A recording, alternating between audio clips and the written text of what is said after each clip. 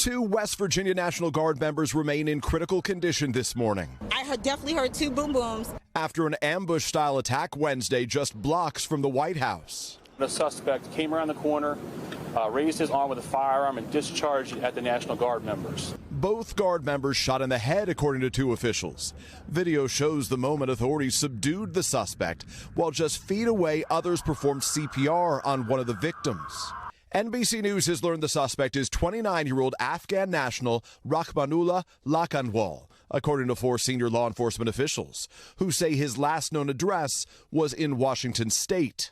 Overnight, President Trump calling the attack an act of terror in a video released by the White House. I am determined to ensure that the animal who perpetrated this atrocity pays the steepest possible price.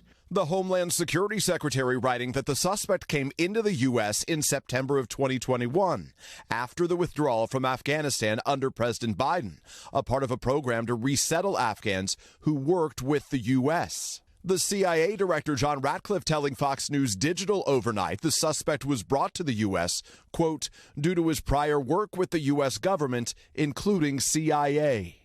A source familiar with the case and a law enforcement source tell NBC News that the suspect was later granted asylum by the U.S. this year. We must take all necessary measures to ensure the removal of any alien from any country who does not belong here. Now, the administration says all immigration requests relating to Afghan nationals will be stopped indefinitely. This is a targeted shooting. Last night, prayers outside the emergency room for the two victims. They were in Washington as part of President Trump's use of federal troops in American cities, a departure from the Guard's role in the past.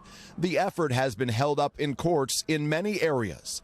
Overnight, the president announcing he will deploy more troops to Washington. I have directed the Department of War to mobilize an additional 500 troops to help protect our capital city.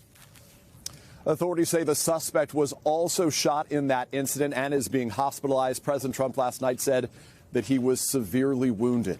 Lauren Chanel. All right. Thanks, Peter.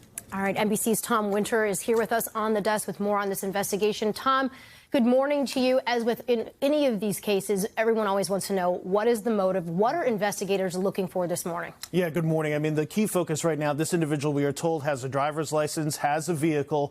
How did they get from Washington State to Washington, D.C.? And according to family members that NBC News spoke with last night, over the last couple of months, he's really not been communicating with anybody. So who has he been communicating with? That's going to be a key focus for investigators who last night were pouring through any sort of travel records. Where had this person been?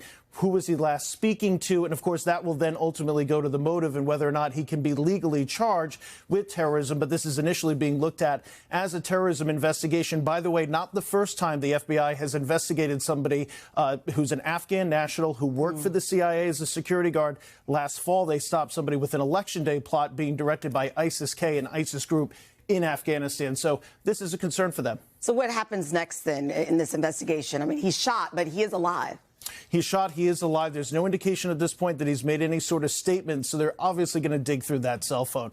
Has he been consuming any sort of materials that have been tied to terrorism? Has he told anybody what he's going to do? I think that's going to be a big question here, as far as also trying to figure out, is he talking to anybody else here in this country? And could that be somebody that needs to be watched at this point? All key components of this investigation, which is occurring, even as we have the parade this morning. We're focused on the security with that. All that work is happening behind the scenes as we speak. Well, speaking of the parade, obviously law enforcement has been focused on this issue all year of targeted attacks against law enforcement members. What are your sources telling you about what the primary concerns are and what is being done to keep them safe? That's right. The first broadcast of the Today Show this year on January 1st was covering a terrorist attack in New Orleans. So one of the key things is the NYPD believes it has a great system as far as intercepting and finding these individuals. You're not going to be able to walk to where we are or just a block away to the parade route without encountering a number of NYPD officers. A number of them are in plain clothes. You're not going to recognize who they are. They're going to have dogs there that are going to be sniffing for any sort of explosive components, and you've got the heavy weapons team. So their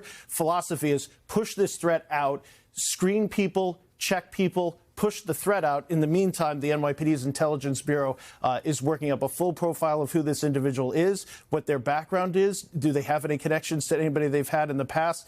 At the time when the Afghan refugees were coming into this country in the fall of 2021, as Kabul was falling, I know because we were interviewing the NYPD at the time that they were highly concerned about these individuals, just making sure that, several of them could be a potential problem. They're checking them against their list. All right, Tom, I know you stay on it and keep talking to your sources. Appreciate your time. Hey, thanks for watching. And don't forget, you can catch the Today Show every morning on NBC or take Today when you're on the go. Just follow the Today podcast on Apple Podcasts, Spotify, or wherever you listen.